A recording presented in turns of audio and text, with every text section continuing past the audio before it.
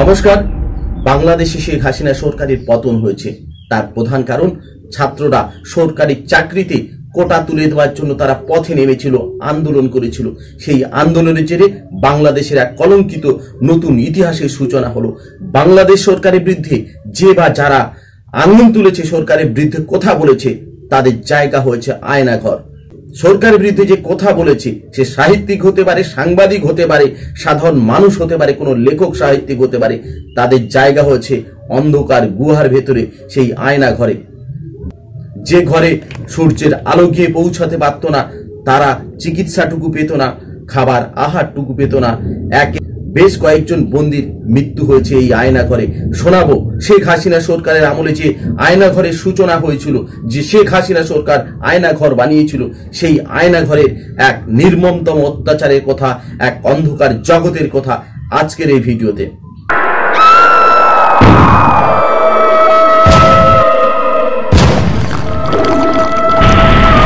আয়না ঘর, অনেকে বলে থাকেন গুমখানা। শেখ হাসিনা সরকারের আমলে নির্মম অত্যাচার আর হত্যালীলার এক কলঙ্কিত অধ্যায়, নাম হলো আয়নাঘর। হাসিনা শাসনকালে 2009 সাল থেকে 2011 সালে সেপ্টেম্বর মাস পর্যন্ত 605 জনকে গোপনে বন্দী রাখা হয়েছিল। আর শেখ হাসিনা 2009 সালে দ্বিতীয়বার প্রধানমন্ত্রী হয়েছিলেন জানুয়ারি মাসে। অর্থাৎ হাসিনার আমলে আয়নাঘর শুরু হয়েছিল। 605 জনের মধ্যে 81 জনের নির্মম অত্যাচারে মৃত্যু হয়েছে তাদের। আর বাংলাদেশের ছাত্র আন্দোলনে আয়নাঘর থেকে 3 জনের মুক্তি দেওয়া হয়েছে সূত্রের খবর অনুযায়ী। আর এই আয়নাঘর বা গুমখানার দায়িত্বে ছিলেন বাংলাদেশ প্রতিরক্ষা বাহিনীর গোয়েন্দা শাখার DGFI। হাসিনার পতনের পর আয়নাঘর আলোচনায় আসে। বিএনপি আওয়ামী লীগের হাসিনার জনসভায় গ্রেনেড হামলায় 26 জনের মৃত্যু হয় জামাতিদের হাতে।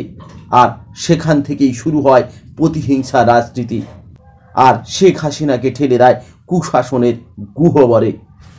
আয়নাঘরের 2টি বিভাগ ছিল, একটি 16 কুটিরের পুরনো বিভাগ, আর দ্বিতীয়টি হচ্ছে 10 কুটিরের নতুন বিভাগ। প্রতি ঘরে শব্দরহিত ছিল। ঘরের শব্দ বাইরে বেরোনোর কোনো সুযোগ ছিল না। ভেতরের আওয়াজ বাইরে যাওয়া যায় না, বাইরের আওয়াজ ভেতরে আসে না। 5টি ঘর মিলে 2টি করে বড় ফ্যান লাগানো থাকতো। ফ্যানের শব্দ কেউ কারোর কথা শুনতে পেত না। দিনে একবার ফ্যান বন্ধ করা হতো, তখন শুধু কান্নার শব্দ শোনা যেত।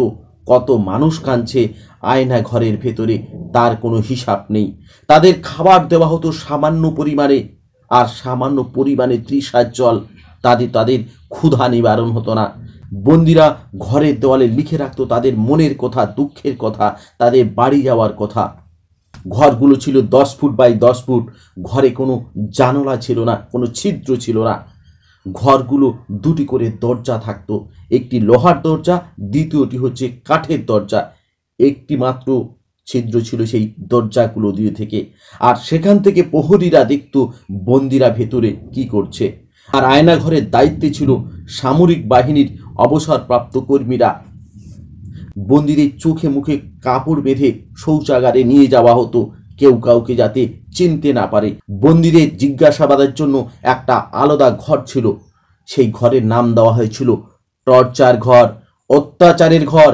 কেউ যদি মুখ না খুলতো, তাদের উপর চলতো অমানবিক অত্যাচার, নির্মম অত্যাচার। এমনকি তাতে অনেকের প্রাণও হারিয়েছে বলে সূত্রের খবর। আমরা সত্যি কেউ জানি না বাংলাদেশের এই ছাত্র আন্দোলন, বাংলাদেশের নতুন সরকার এই আয়নাঘর বাংলাদেশের ইতিহাস থেকে, বাংলাদেশ থেকে এই আয়নাঘর তুলে দেবে কিনা, বাংলাদেশের আয়নাঘর থেকে প্রত্যেকটা মানুষ মুক্তি পাবে কিনা, তারা ফিরে যেতে পারবে কি তাদের সংসারে, তাদের প্রিয়জনের কাছে, তাদের মা বাবার কাছে, তাদের সন্তানের কাছে। তারা কি সমাজে নতুন করে 5টা সাধারণ মানুষের মতন সামাজিকভাবে বাঁচতে পারবে? তো বাংলাদেশের এই ছাত্র আন্দোলন, বাংলাদেশের এই লৌহ কপাট নির্মম অত্যাচার সারা বিশ্বের কাছে চোখ খুলে দিয়েছে। সারা বিশ্ব তাই প্রতিবাদ করছে, বিশ্বের প্রতিটি মানুষ প্রতিবাদ করছে, আমরাও প্রতিবাদ করছি।